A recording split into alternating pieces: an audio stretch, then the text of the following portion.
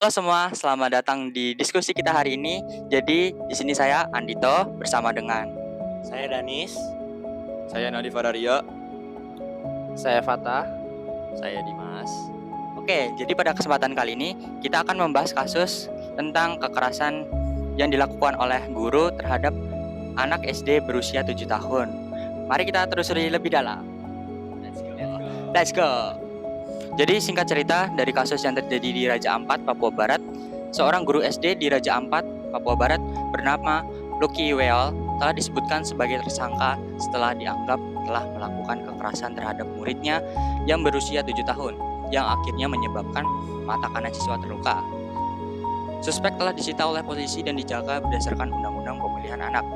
Insiden terjadi saat siswa sedang berjalan pulang ke baktian kakeknya dan disulapkan oleh nepotis suspek.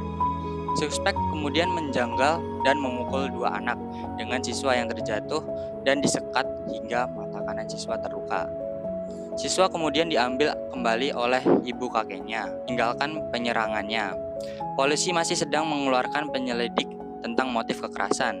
Suspek mendapatkan hingga 5 tahun penjara, sanksi berupa 100 juta rupiah. Selanjutnya kita akan menganalisis pelanggaran-pelanggaran terhadap sila. Boleh Danis Baiklah. Terima kasih Andito. Oke, mari kita mulai dengan melihat pelanggaran terhadap sila kedua, yaitu kemanusiaan yang adil dan beradab. Guru tersebut jelas melanggar prinsip mengakui dan memperlakukan manusia sesuai dengan harkat dan martabatnya. Oke, ke butir-butir yang pertama yaitu mengakui dan memperlakukan manusia sesuai dengan harkat dan martabatnya sebagai makhluk Tuhan yang Maha Esa. Kedua, mengakui persamaan derajat, persamaan hak, dan kewajiban asasi setiap manusia tanpa membeda-bedakan suku, keturunan, agama, kepercayaan, jenis kelamin, kedudukan sosial, warna kulit, dan sebagainya. Oke, butir ketiga, mengembangkan sikap saling mencintai sesama manusia. Lalu butir kelima, mengembangkan sikap tidak semena-mena terhadap orang lain. Dan yang terakhir butir keenam yaitu menjunjung tinggi nilai-nilai kemanusiaan. Oke, jadi di kasus yang kita berikan itu juga melanggar sila ketiga yang bunyinya Persatuan Indonesia. Tindakan kekerasan seperti ini dapat merusak kesatuan bangsa. Lalu melanggar butir-butir Pancasilanya yaitu yang pertama, mampu menempatkan persatuan, kesatuan, serta kepentingan dan keselamatan bangsa dan negara sebagai kepentingan bersama di atas kepentingan pribadi dan golongan. Lalu melanggar butir keenam yaitu mengembangkan persatuan Indonesia atas dasar Bhinneka Tunggal Ika. Ya, jadi di sini saya ada sila keempat. Sila keempat adalah kerakyatan yang dipimpin oleh hikmat kebijaksanaan dalam permusyawaratan perwakilan. Juga terlanggar tindakan sewena-wena tanpa memperhatikan pendapat orang lain dan tidak sesuai dengan semangat demokrasi. Butir-butirnya ada satu, sebagai warga negara dan masyarakat, setiap manusia Indonesia mempunyai kedudukan, hak dan kewajiban yang sama.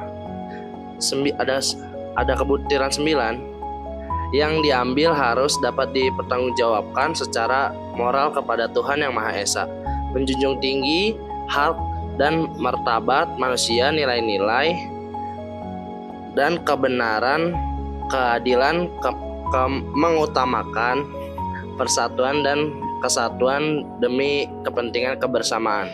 Kemudian kita memiliki pelanggaran terhadap sila kelima yaitu keadilan sosial bagi seluruh rakyat Indonesia. Guru tersebut jelas bertindak tidak adil terhadap muridnya. Butir-butir yang melanggar terhadap sila kelima ini adalah mengembangkan sikap adil terhadap sesama. Tiga, butir ketiga, menjaga keseimbangan antara hak dan kewajiban. Butir keempat, menghormati hak orang lain. Lalu ada butir ke-8, tidak menggunakan hak milik untuk bertentangan dengan atau merugikan kepentingan umum. Selain pelanggaran terhadap Pancasila, guru tersebut juga melanggar secara hukum. Menurut pasal 80 ayat 2 Undang-Undang Republik Indonesia nomor 3 tahun 1997, tindakan pidana kekerasan terhadap anak dapat dihukum dengan pidana di penjara hingga 5 tahun dan denda maksimal 100 juta rupiah.